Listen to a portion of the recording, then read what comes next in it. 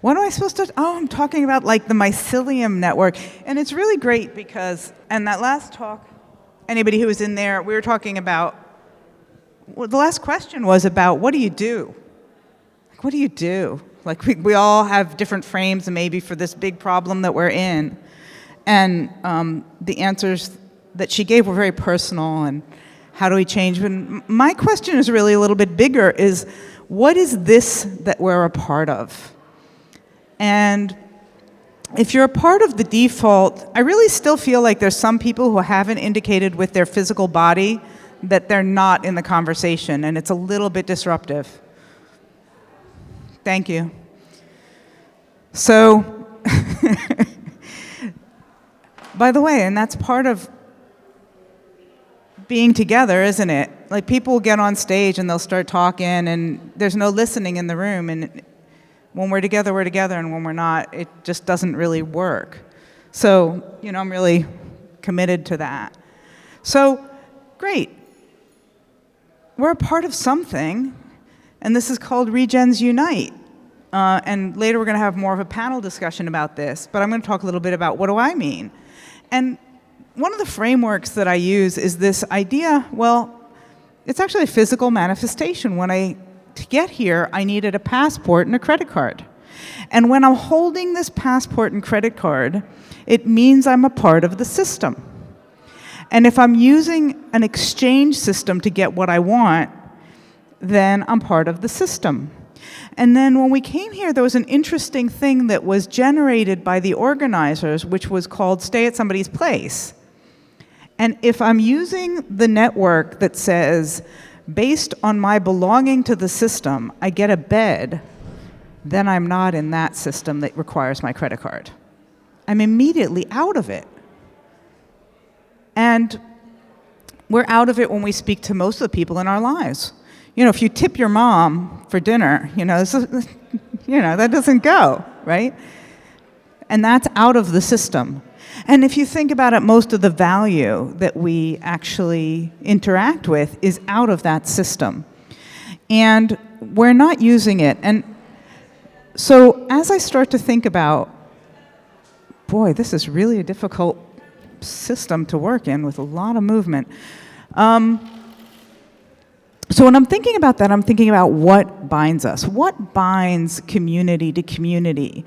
And what makes us part of the system? I mean, it's like, I'm self-declared part of the Regen network. But we don't really know. Like, whoever's here signed up, made an application form, and some centralized authority, who we all love, decided that they were in or not in. We don't even know if some people were rejected. I don't know. Were they? We have no qualifications. And so I've been really doing research. And the way I've been doing research, I've been going around to different communities, particularly in the eco-village networks here in Europe. And I have some people who are doing some of this work in Kenya. I'm also working with somebody from the Bristol Pay Network. We're doing something called Priceless. And we're looking at what is it that connects these communities to one another that is non-monetary, and what do we care about?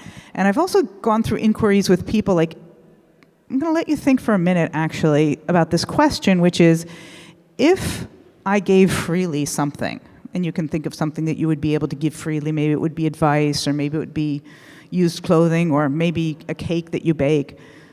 If I were to give that freely, and the person couldn't give me money in return, and they were anonymous to me, what would I want to know about that transaction? If I were a community and I had a lot of extra pumpkins, which could happen, or pears this time of year, and I were to give those away, what would I want to know? If I couldn't receive money, what would I want to know about the recipients of that gift? And the answer to that question is the mycelial network that we need to build in order to really unite. To have an alternative to the monetary system, we need to ask ourselves, what do we want to know about the interactions between us? And when I ask people these questions, first of all, it's like, do those people share our values? So it's interesting because, we say money is a store of value, but, what do we value? And when I asked some of these networks, they would say things like, well, do they have a shared economy? If I give them my pumpkins, are they going to sell them for a profit? Or are they going to really eat them because they need them? And are they going to share them with the free riders in their group? Or maybe children aren't free riders, or maybe old people aren't free riders. Do they make everybody work regardless of their age and capability, or do they allow people, so do they share my values? Now, it's interesting to talk about pumpkins because, if I had extra food, I'd give it to a dog, and I wouldn't really care about their values. But if I knew that I was giving it to a community and they weren't going to recycle, well, they can have the food, but they better bring their own dishes, because otherwise I know they just throw out the garbage. And so that was the first one. Do they share my values? What are they going to do with it after they finish with it? Are they just going to throw it out? If it's a shirt or something, are they going to pay it forward? Are they going to pass it on? Do they share what they have with other people? So those were the kinds of things that people wanted to know. Also, would they love it? If I'm going to give somebody a piece of art, will they really love it and put it on the wall and cherish it and care for it? Or are they going to just whatever, put it in the back room somewhere? So will they love the thing that I give them? And so these are the kinds of things that when I'm thinking about these interactive communities, how do we start to support one another as a community? We want to start to know and measure about one another. Some of the things are very objective, like do they recycle and do they have compostable toilets, and what's the quality of the soil around them, and is it in an upward spiral or is it in a downward spiral? Is the water quality increasing in the river that goes by them? And some things are subjective, like, well, they're very honest, but they can't keep a secret. And that might, and we're all like that, right? Like some people are very, very nice, and they're very polite, and some people are very, very honest, and that doesn't always go together. And we don't want to necessarily make a judgment about how everybody's values need to be, but as a community, we want to know that those guys share our values, and then based on the degree to which they share our values, we would share with them in different ways. Fairness was also one of the really important things people wanted to know. And it was really interesting to see some of the relationships that broke down, that they had nothing to do with the actual quality of the relationship, of the quality of the goods and services that were being traded and exchanged or shared, but it had to do with this kind of underlying feeling that, I don't know, it just didn't feel right, something about them, the quality was good and it was fair and it was delivered, but I just felt like something.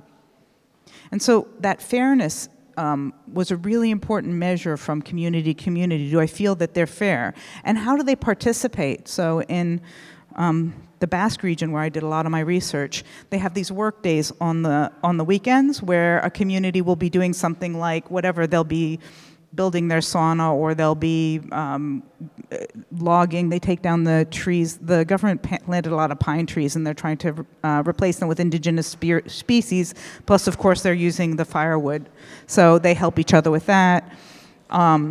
Maybe they're building a well or whatever it is, and they put out on whatever their Discord channels are, where the work week is this week, and on the Saturday you come down and you help, and they give you a nice meal, they give you a tour of all of their village, and all their ecological building is really important, so they share knowledge. Then in the afternoon, everybody works again, and then they give you another nice meal and you go home. And they're like, where are you from? And they kind of in their minds are checking, did the other communities send somebody to our place when we needed them? And, are they generous with their time? And it's all recorded in their heads. I came and they're like, oh, where are you from? And I was like, oh, I was from this place. And, I was just staying there with a friend. I wasn't really from that community, but I could saw that community got a little, they're good, checkbox by their name. And so that kind of, are you a good citizen? And is your community contributing? And one of the really interesting things about that type of work is that our current economic system nothing happened. Right? No economic activity was recorded on the day when 30 people came, built a house, and left. That was zero economic activity in the existing system because no money changed hands. So, but they all know, and there's no recording system of this. I mean, in their heads there is. And so when we started to think about like binding ourselves to one another, if you hear Web3 people talking about it, it's like, well, we're staking your tokens and we're helping you with your liquidity pools and we're holding your tokens and you're holding mine. And it's just like, it's kind of a gambling together. It's not like a speculation. Like it's kind of a, and there's nothing wrong with it. I mean, I do think that it's important for us to use the resources. I think Michelle Bowens calls it transvesting, like taking the money that was like extracted from the earth and putting it back. That would be great. As much of that as we can do, we want to do. But as soon as we start exchanging with each other using money, we're in that system again. We're back in there, and we can see that today with what's going on with Tornado Cash or the hosting of Ethereum or all those things. If you can exchange any type of cryptocurrency for dollars or any other fiat, you're in the system. And you're in the system of exchange, and you're not in the system of knowing what your values are and knowing what you value.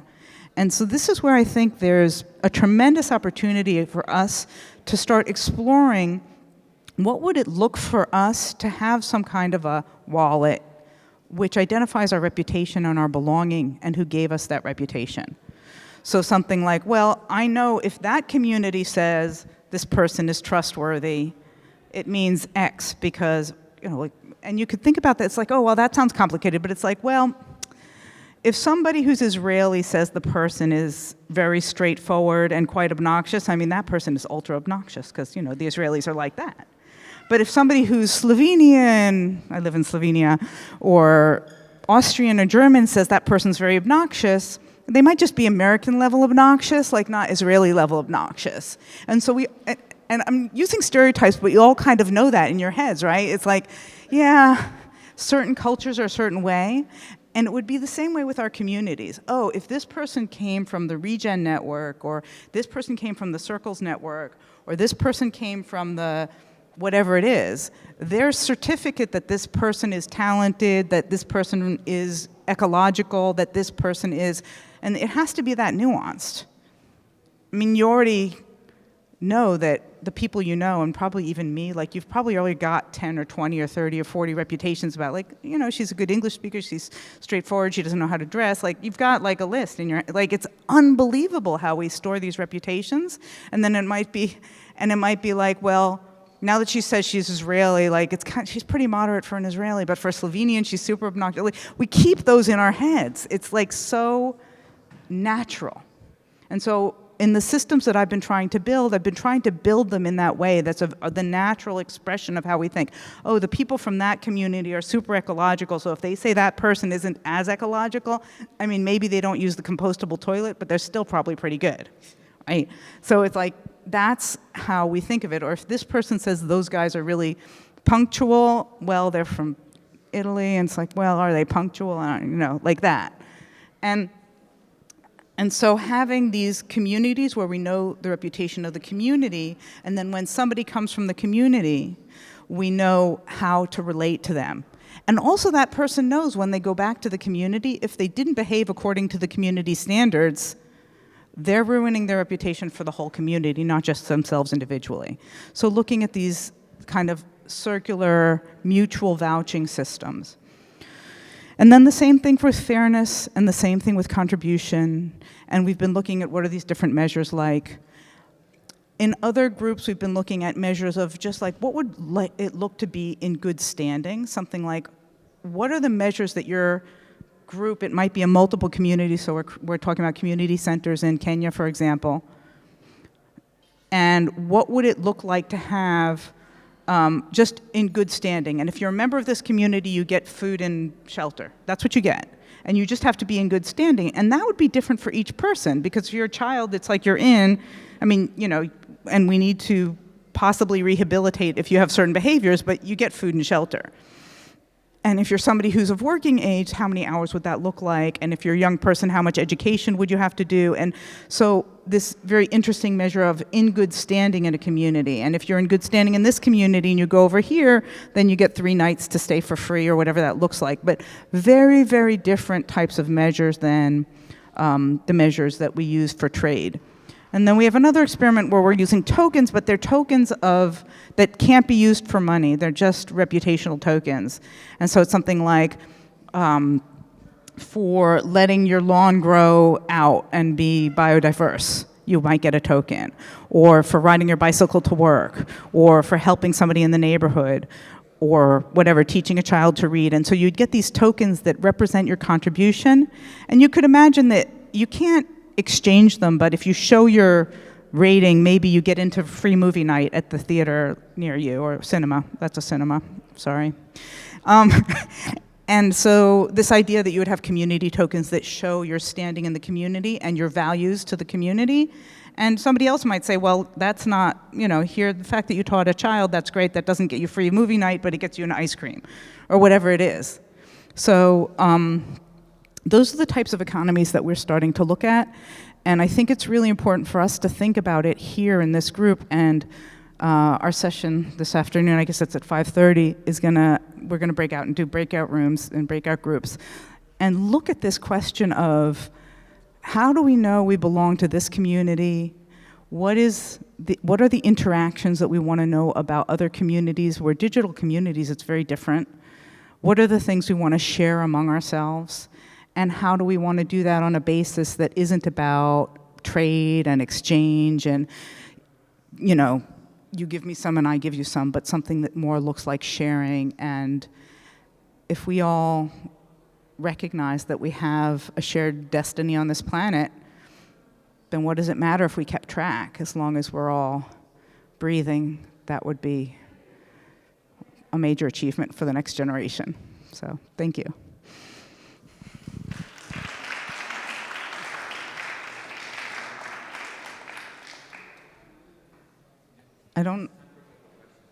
I have time for a couple of questions. I have 4 minutes for a question or two.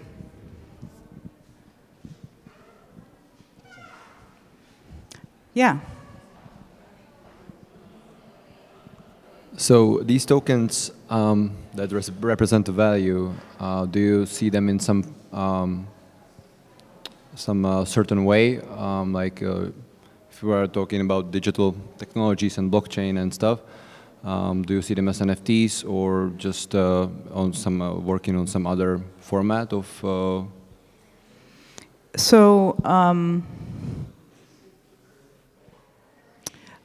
We've designed it that they're not like NFTs, but they're much more like verifiable credentials, which is a concept in the self-sovereign identity world. So it doesn't really matter what the underlying database structure is. A blockchain is just a database structure. It's not something magic. But the idea is that they look a lot more like verifiable credentials in a self-sovereign wallet, so that you can see the issuer, right? This whatever it is, the 1 meter association validates that you have set aside 1 meter of your patio and dug it up and made it into a garden. And so it's much more like a verifiable credential than something that we talk about in the blockchain world. I mean, I know that they have these meat-bound tokens that they're talking about now, but because the blockchain is so bad at actually identifying people's meat, that meat-bound tokens don't seem to me like they're gonna work. Much less having them, connected to something more eternal than your physical presence.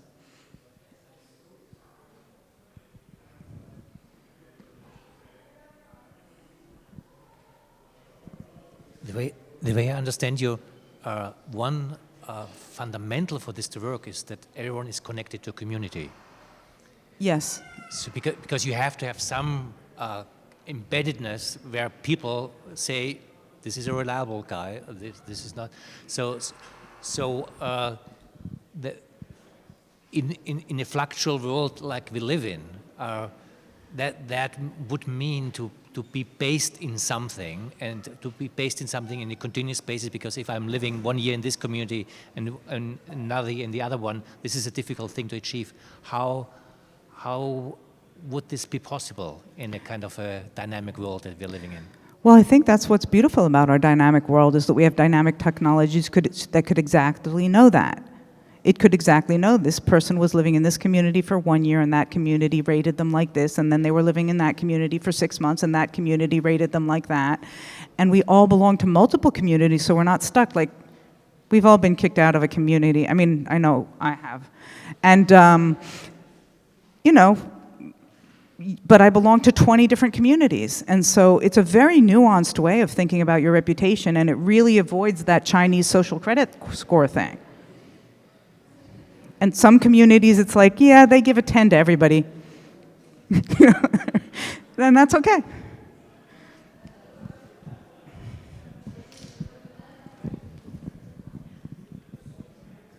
Very, very inspiring talk, by the way.